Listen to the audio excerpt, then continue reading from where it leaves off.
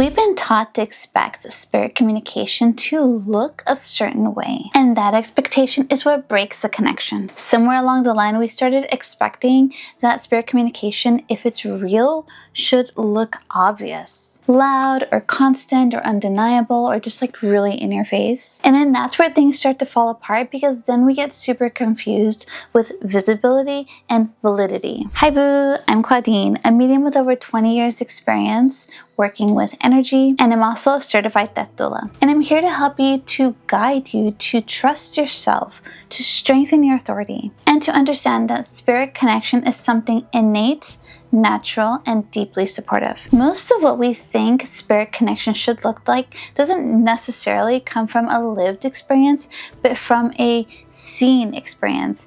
For example, social media. Every time you're on social media and you're looking at like how to strengthen your psychic sense or your third eye or connect to spirit or whatever it is, you see a lot of sensationalism.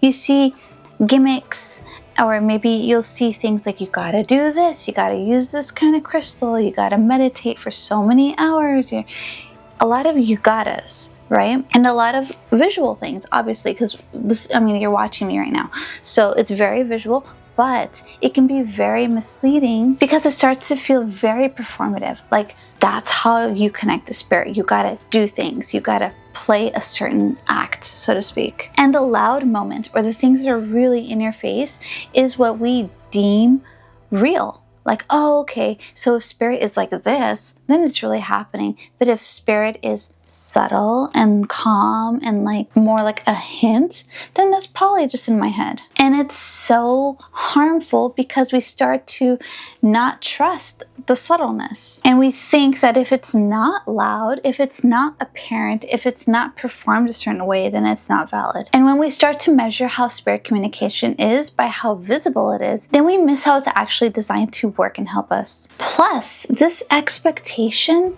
was really going to give us more pressure. And with more pressure, it's going to create an energetic contraction, a squeezing. Our energy is going to be like that. And that's the thing, spirit communication, it doesn't move through forcing it. It moves through softening and opening through it. And I think you might have heard things like just open or just surrender to it. And while it's kind of annoying because I don't want it all to be like sacrificial, like you don't have to sacrifice your energy, so to speak, but it's true. When you soften through it, when you just kind of release the expectation, if you think it has to be a certain way, you're never going to look beyond that. Open your horizons or your vision or your perception by just kind of softening with it, breathing through it. I wish there was a way that I could describe it so that it really honed in. So if you see yourself like you are just opening rather than forcing, does that make sense? You don't want to, okay, I'm going to see spirit. I'm going to see spirit. I'm going to open my third eye. I'm going to open my third eye. Rather, what if it was like, what if I could see spirit? What if I just open my third eye? What if it was so easy? What if it was just so gentle? What if it was so subtle? What if it's already open and I'm just not seeing what I have to see because I'm so closed-minded and just seeing what I think I have to see? And the more you try to control your experience, like the more you try to make it look a certain way, like if I do not physically see spirit, it's not valid. Or if I do not physically hear spirit, it's not valid.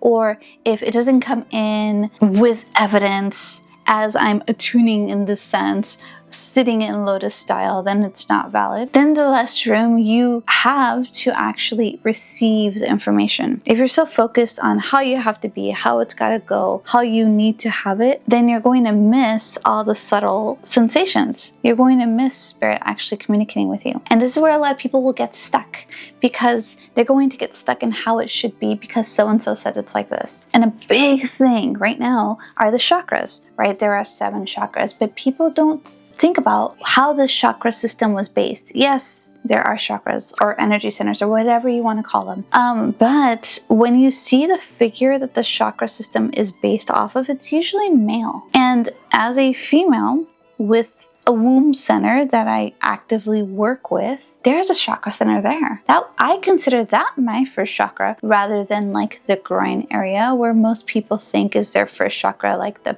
perineum down there, because that's where the male first chakra is. And when you start to think about that, it's like, oh, it starts to make sense.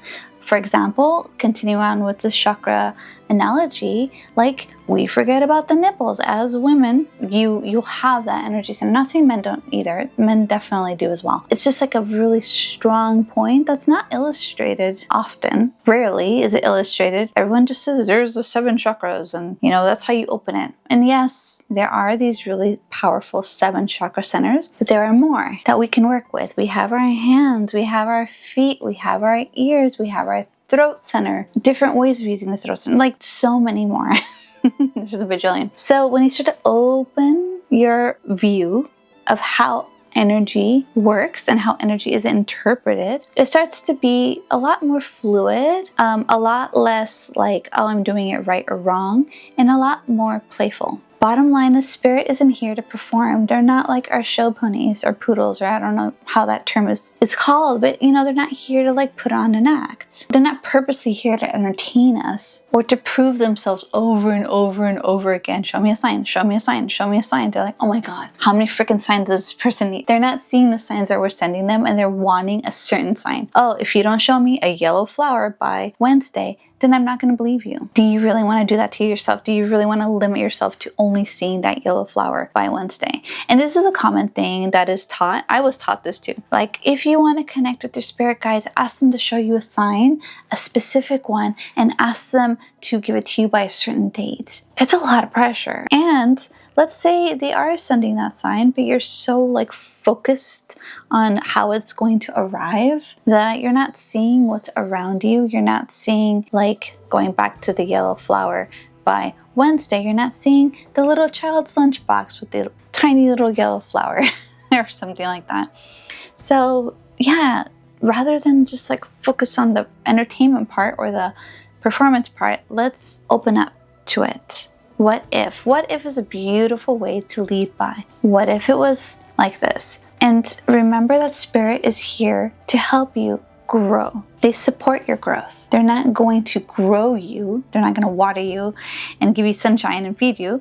They're going to support you to find that within yourself. They're supporting your integration of all your experiences that you're going through in this current lifetime, and maybe integrating some from past lives or future lives, or we can go all quantum topic. And to help and support you with your decision making. Which one feels best? Which one would guide you or help you more? And most importantly, they're really here to support your self-trust. It's the hardest piece, in my opinion, the strongest piece, and the one that it's only hard because we've distrusted ourselves for so long that when we start to trust ourselves, it feels unreal. And a big piece of this is spirit is not here to replace your inner authority. It's not like, what should I do? Tell me now. If you tell me, I'll do it. It's more like, well, you have freedom of choice and you can choose your path. We will support you. Use your intuition to guide you. I can help support your intuition. I can help support you to trust your intuition to guide you to which path would be best for you in this current situation. Not saying that all 3 paths aren't great. They are. But there's certain ones that maybe would feel even better. And that's why spirit communication is not going to be constant. It's not going to be on all the time. It's not like I turn on my energy, I can turn off my energy. I mean, in a sense, you kind of can, because you have full control of how you use your energy, but you don't want to be on all the time, because then you're negating your physical experience, which is why you're here. We're all here to have this beautiful, wonderful physical life, right? To eat, to play, to communicate, to be among good company with each other. And if you're in the spirit realm all the time, or focused on the spirit world all the time, you're going to miss a lot of this stuff. And that's why, there's that term, head in the clouds.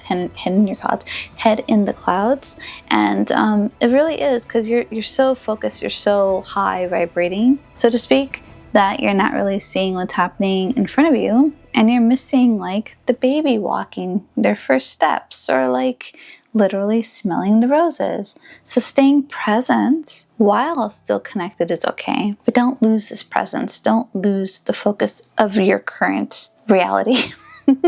Don't lose your grounding. Easy speak. Just stay here with us and still try to connect. But you're not going to be here all the time. You'll have time. Don't worry. When you die, you'll be all, living your astral best life, and it'll be amazing. But until then, let's enjoy this physical life and enjoy your sensuality, your sensations that you can feel right here, right now. Plus, if spirit connected with you constantly, you wouldn't be able to fully live this life because you'd be too oh, what's happening up there? And you're going to be asking them, kind of second guessing yourself, am I doing it right? Is this correct? You're going to be constantly checking, second guessing yourself, outsourcing your knowledge. God, if you're there, give me a sign. I know, constantly connecting. And there's too much up there, and there's not enough up there, right? There's not enough spirit connection. You got to find that good balance for you, so you're not just constantly I need a sign, because then you're never going to trust your intuition, which is what ideally we want to do. Our intuition is our inner voice, our inner guidance. Our spirit guides and loved ones can help us learn to trust that. And this intuition trusting, this is initially learning to trust yourself, the self-trust part. Find your inner voice, your inner Jiminy Cricket, your inner guidance, and let that guide you. And still staying plugged into the spirit world is great, invite them in. But remember, you are the one making these choices.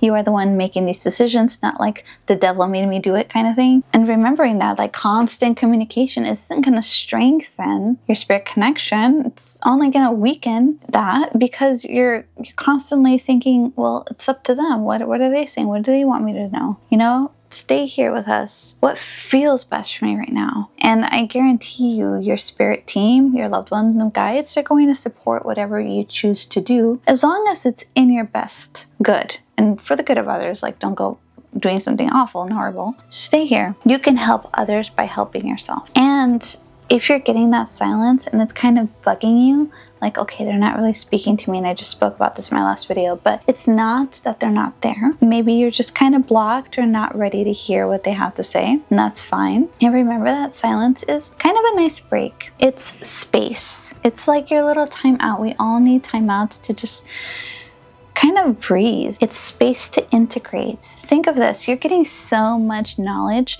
from people, from your loved ones, from, oh my God, even now more than ever, we're constantly on our phones, getting so much knowledge. We need time to integrate that. We need that space as we integrate it to see how that feels, to see how we feel with that information. And do we like it? Do we accept it? Do we not like it? Do we not need it?